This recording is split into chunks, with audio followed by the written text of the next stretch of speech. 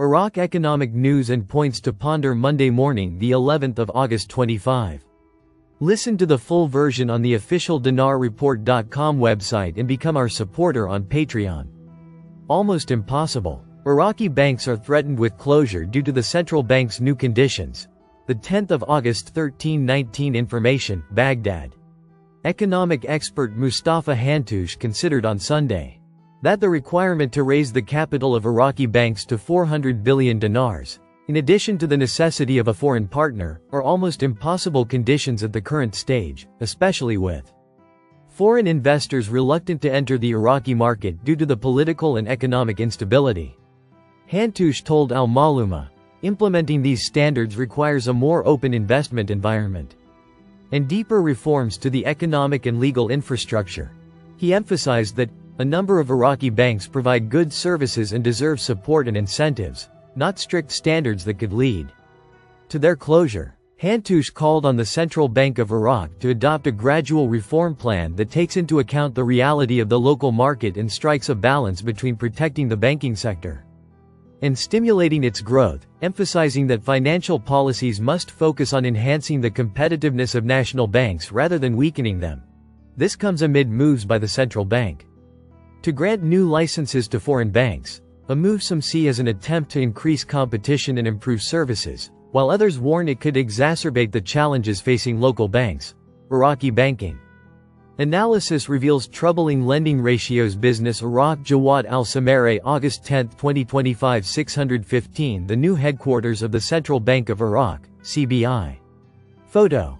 Zaha Hadid architects the report, which is stirring debate within financial circles, raises serious questions about the oversight and effectiveness of the Central Bank of Iraq's loan initiative.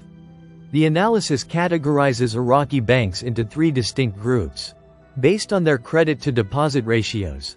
Large banks, with assets exceeding 1 trillion Iraqi dinars, maintain a stable ratio of 46%, which is well within international safety standards.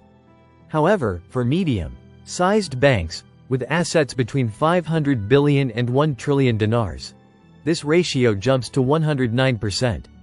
The most alarming figures come from small banks, with assets below 500 billion dinars, where the ratio soars to an astonishing 400%, meaning their loan portfolios are 4 times the size of their deposits.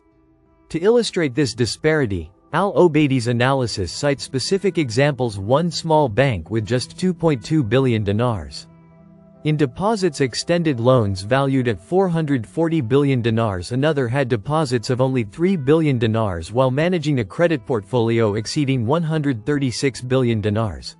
The majority of these loans were sourced from the central bank's 13.5 trillion dinar initiative for small and medium-sized enterprises.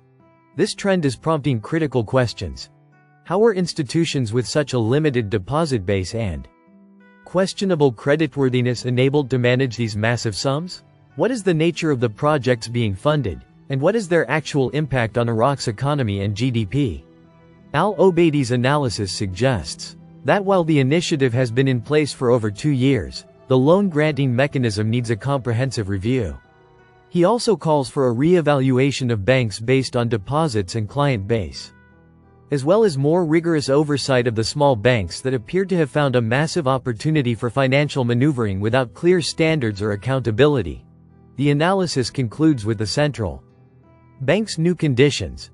The 10th of August 1319 information, Baghdad. Economic expert Mustafa Hantoush considered on Sunday that the requirement to raise the capital of Iraqi has the potential to attract hard currency through the tourism investment sector.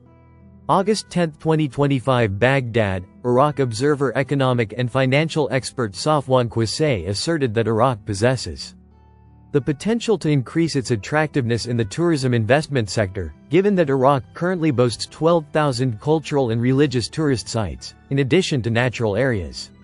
Qusay told the Iraq Observer, the tourism authority should demand the return of its assets and invest them rationally, involving the regular private sector in the investment sector, whether in hotels, restaurants, or transportation. Millions of tourists visit Iraq annually, so tourism is a permanent source of income. He added that Iraq has an opportunity to connect the holy cities of Najaf and Karbala to Mecca via a train that could contribute to sustaining tourism revenues throughout the year. Regarding the path to development, the economic expert explained that Iraq is looking forward to completing this project, which could contribute to the visit of these tourists and the creation of complementary industries to express the possibility of having crafts and some tools that could contribute to strengthening popular industries, with the aim of creating memories for tourists of their visit to Iraq. He continued, Iraq may have stability in its currency, as tourists spend in different currencies. This is also a source of income, as they obtain foreign currencies and facilitate their entry into the country and convert them into Iraqi currency in various ways. Last April, the Ministry of Culture, Tourism, and Antiquities announced that more than 500 European and American tourists entered Iraq during the past year, and predicted that numbers would increase during the current year, 2025. The ministry affirmed that, listen to the full version on the official dinarreport.com website and become our supporter on Patreon. Source: Dinar Recaps.